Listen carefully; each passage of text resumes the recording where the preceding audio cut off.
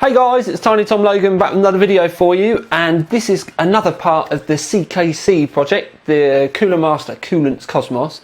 But essentially this is just a quick guide on how you can fit a water block to your 7970. Now the block we're going to be using is the Koolance, and it's the VID AR797. This block is specifically for the 7970. But you can use this as a guide, as a reference to how you would fit another 7970 water block to this, or even if you're not too silly, you can use it as a guide on how to fit water blocks to other cards, because it's all kind of the same sort of process. And at the end of the day, all you really need to do is take your time, read the instructions, and many of the hints and tips that I'll give you in this video, you will be able to, put to good use with other cards. Now, I've just taken the water block out. What we are going to need today, I always like to use kitchen towel for when I use the Tim cleaner. So you want a bit of Tim cleaner, get some kitchen towel, I always keep a roll handy. You'll need a couple of screwdrivers, a fine Phillips and then a slightly bigger Phillips screwdriver. Obviously some thermal paste, and at the moment I'm just using some MX2, but you can use MX4, Noctua paste. I'm not a fan of using Arctic Silver 5 because it's conductive, and there's stuff in these that you don't want to have talking to each other electrically. Now, the water block, just to get it out before we... There's the water block. It's a lovely, sexy piece of kit. It's got a nickel-plated base, which is obviously the back, and then stainless tops. It really does look the part. In the box, you also get two sizes of thermal pads and the screws that you will need. You get two thermal pads, grey and then the pink. With the grey, there's a double layer. You've got a thick plastic layer on the front, and then you've got a blue plastic layer on the back. You need to remove both on the grey. On the pink, there's just a plastic layer on the front. You can't take the pink layer off. I tried for ages because I've already done one of the blocks to obviously do a bit of a practice, so I make sure I do it first. But anyway, yeah, you can't take the pink off. But you get those enormous pads, and you don't really need all of it, to the point where with the pink one, you only actually cut that much off. So I don't understand why they send you with so much, but those are the pads that you get with it. I've got so much left over from the first card that I did. I'm going to be using the stuff that I had before. Obviously we've got the screws, and you also got the instructions. But basically it's quite simple. I can just show you. The grey pads go where the RAM chips are, around the outside there. A line down the outside there, and then the pink, you just have a little tab over in that corner. But what I'm going to do is zoom you in, move the camera, zoom you in a bit. There we go. Right, I'll move it this way rather than moving the camera. So with the larger screwdriver that we have, first things first is and a lot of people forget these, there's two screws here and here. If I bring it back into the light, you'll be able to see it. Here and here. So we remove these two screws first. Now bear in mind, I'm trying to do this good for the camera, but also so I can see what I'm doing and actually still do it as well without kind of becoming a contortionist. So we remove these two screws. You actually do not need these screws as a part of fitting the main block, but we're going to keep all the screws to one side, and I will show you why in a minute. So I'm keeping these over here. On the back of the block, take the main brace off, which quite unusually for a GPU water block, we need to keep this because they've reused this clamp as a part of their design. With a lot of GPU blocks, you either get a new clamp or a back plate with different screws, but the Koolance block reuses this.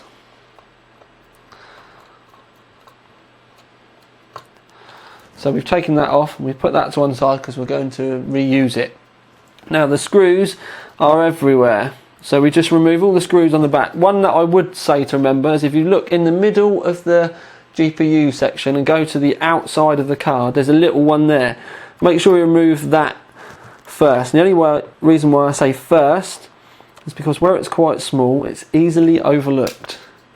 But if we go around and remove all of the other screws,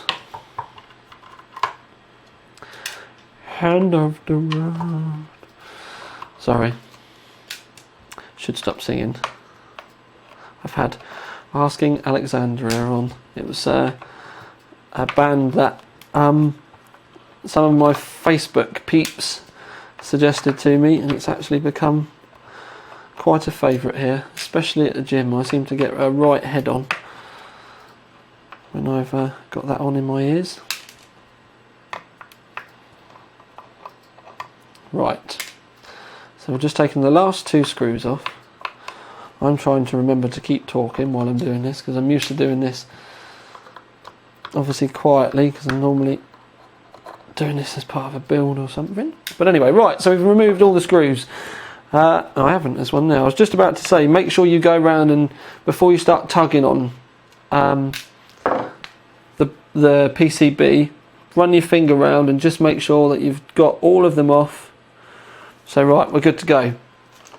Generally what I do when it comes to this stage is, as I said before, I give everything a little bit of a tweak. But we've got threads that stick up on the inside that actually stick up, so you're not going to be able to move the card too much. So to a certain degree you do have to start lifting the card away. Now don't kind of just yank it and start bending the PCB. You just want to give it little kind of movements. But where's it caught? There we go. It's off. Next thing to remember to do is get the fan power cable off, because that's only got a short cable. So we want to get this off.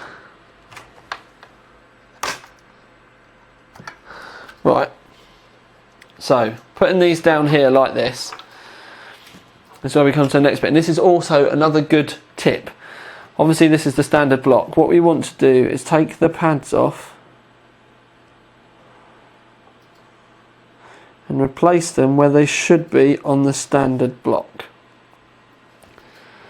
Because if you're new to water cooling, you'd be amazed how many times I've seen on the forums people saying, oh, I need some standard pads for this such and such a card, and I need some standard pads for that such and such a card. And basically, obviously, things do go faulty. If you have to send the card back, you want to try and make it look like there's not been a water block fitted, because some manufacturers can get funny about fitting water blocks. So you keep all the pads like this, and then as I said before about keeping all the screws, what you want to do is just go back round and fit all the screws where they were before. Now I'm not going to sit here and bore you and actually do that in front of you, but you want to fit all the screws. Obviously you can't fit the ones in the middle, but put all the screws in, screw it all tight. Now another good trick, obviously you want to keep this just in case things go wrong at a later date. You may never need it, but it's always better to be safe than sorry. To try and keep these pads where they are, because obviously if you just chuck this in a drawer, these can all get damaged. What I do, especially when I used to do like customer cards and do stuff like this, I wrap them in cling film. And that may sound, or food wrap if you're in the States, however you like to call it. But I wrap them in cling film, and that's so it keeps all the pads in the right places. And then I always used to send the standard heat sinks to the customers with their rigs. But if it's for you, you can wrap it in cling film, stick it in the cupboard, and you'll know that all your pads and everything are going to stay in the right places. All the screws are in there as well, so should the worst happen, you can take it out the cupboard and refit it, and you'll know everything is where it was before, and all your screws are going to be there as well. Now, one of the things that we do need to do as a part of this is that obviously you've got to put Tim in the middle, so that means we need to clean this. Now, one of the things over the years, when you hit dried up thermal paste with Tim cleaner, it'll go all liquidy and you'll end up wiping it everywhere. So one of the things I like to do is take the worst of it off around the edges first. Now, scraping your GPU with a screwdriver isn't exactly, if you're a beginner and you're there and you're digging it in, I wouldn't advise that. But what you can do is just use it to help lift it off, and then you can see I've taken a big chunk of thermal paste off. There you go. You can see I've taken a massive chunk of it off, which we can put to one side, and you can scrape the residual bits off. Obviously you're not digging the screwdriver in, you're just using it to lift off the thermal paste. So yet again, there's another big chunk. Now if we'd have done that with the TIM cleaner straight away, we would have been wiping it everywhere. So there's another lump. So you can see, oh yeah, it is on there. There we go. So you can see we've removed some pretty big lumps of it there, and now all I do is get my TIM cleaner, and you'll see as soon as I start to do this, oh, that's not actually come out. You'll see as soon as I start to do this, it starts to wipe it everywhere. So you can see. So what we do is keep moving the paper around, try and get the worst of it off.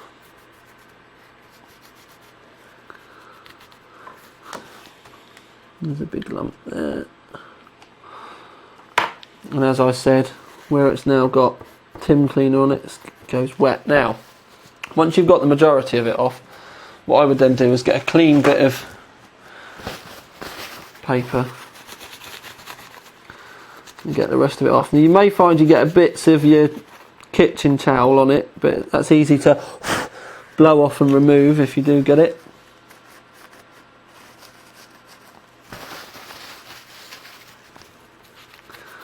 But then that is a nice clean GPU die, and obviously we've not got too much residual stuff around the outside because we didn't just smack the TIM cleaner on straight away. I mean, that in itself can make things so much cleaner in the long run. So what we're going to do with this for now is I'm going to move that to one side because we need to work on the block. Now, the block itself, sorry, I should have said at the beginning, you actually are going to need a pair of scissors as well. Do apologise. As I said before, we need a some of the grey TIM pad down here, there, and there. So I've actually got some of these cut from the last one. Now I'm not going to go right the way around this with you on camera because we'll be here for a month for Sundays. You'll get the right idea. It doesn't have to be exact. It does say on the guide, it does give you the exact millimetres and stuff. If you want to draw them out and have a mil perfect, that's fine. As long as they're covering, that's alright. If there's a little bit hanging over, a little bit, that's fine. If there's a little bit it's not covered, that's fine as well. It's literally, as long as you've got the pad on there, like I've done there, that's good, that's alright. Now what I'm going to do is I'll do this one with you. It's pretty much the length of the pad, and I know that it's that wide, so I'm just going to cut this.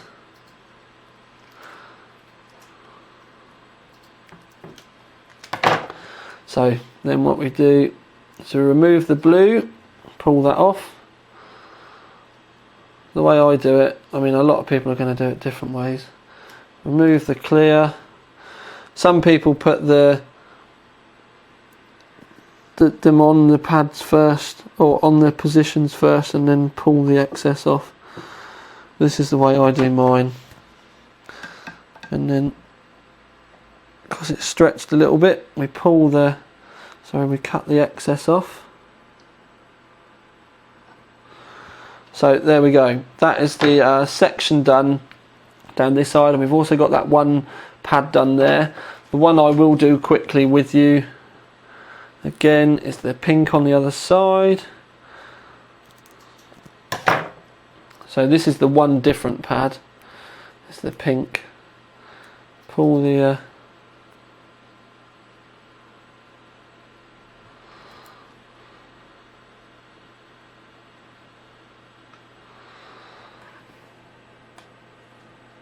there we go. So that's that done. So what I'm going to do now is I'm going to carry on going around and do this, and I will cut back when we're all finished and show you the block with the pads done. Right then peeps, you should end up with something looking roughly like that. Like I said, the only odd one out is the pink up in that corner, and then you can see the grey tin pads around the outside of the main core, and then the one slide down the side. That's it. And right, the next bit, fitting it. Angle it that way off your desk, and you'll see why in a sec. Make sure you put thermal paste on your GPU, which I've done already. Not the best job in the world, but when it goes on there, we'll be fine. So the reason why I say put it off your desk is because of the end of the graphics card, where it's got the raised section. So we go off the desk, and we look over, try and find where the mounts are, so if we can line it up and drop it in one go.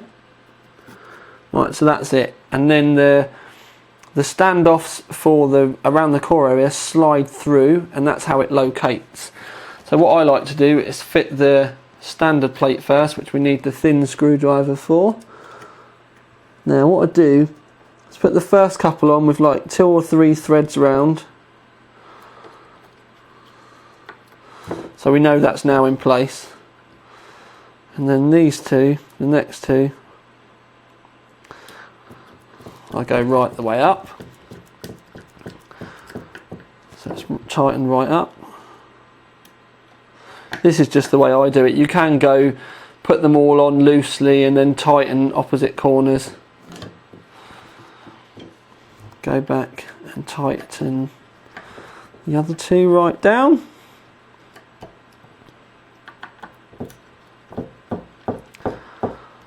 So that's that. What I did in the commercial break also was I put all of the washers onto the screws ready, so they're all stood here ready. And then if you have a look round, you can see that there's threads underneath where the block is, and they're the places that we need to be putting the screws. It's not all of the mounting points that we removed before, but just the ones where the card are.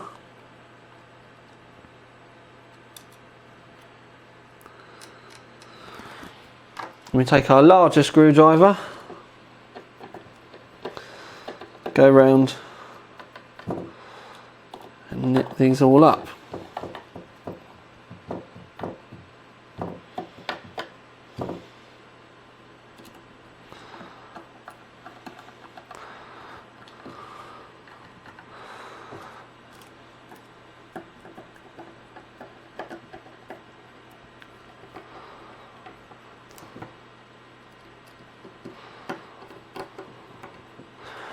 Now this is pretty much the final part of fitting the block.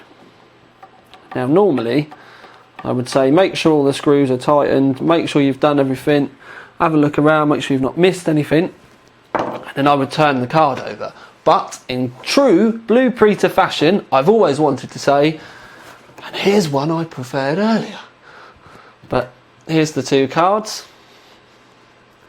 So we've got both of them there. And they look the absolute cojones. We've caused quite a bit of mess, so I need to tidy up. But this is the cards. I'll give you another good up close look. If I get it in the camera right, there we go. That's the cards ready, done, blocked. All jobs are good in. And I have to admit, these blocks really do look the part. They are seriously growing on me. I'd never used Koolance before this selection of videos, and before Specialtech come and ask me to have a look at this. And talking to Specialtech, I'll put the link underneath. You can follow the thread on their forums if you wish. Although obviously I am going to be putting all the videos up onto Facebook, but this is in conjunction with Specialtech. They're the guys that have kindly sent me all the coolant stuff. A lot of people seem to be thinking this is my own personal rig. This isn't. This is just me putting a rig together to showcase the Koolance blocks in the Cosmos 2, so that we can give you an idea of the type of things that you can achieve with these blocks and in the Coolermaster Cosmos 2. So yes, it's not for me, although we may see these parts rear their heads in a rig at a later date. I really don't know, but there we go, guys. I'm going to love you and leave you. That is how to block up some 7970s, and more specifically fit Koolance VID-AR7970 water blocks onto two Asus HD 7970s. So this is Tiny Tom Logan with another video for you. Out.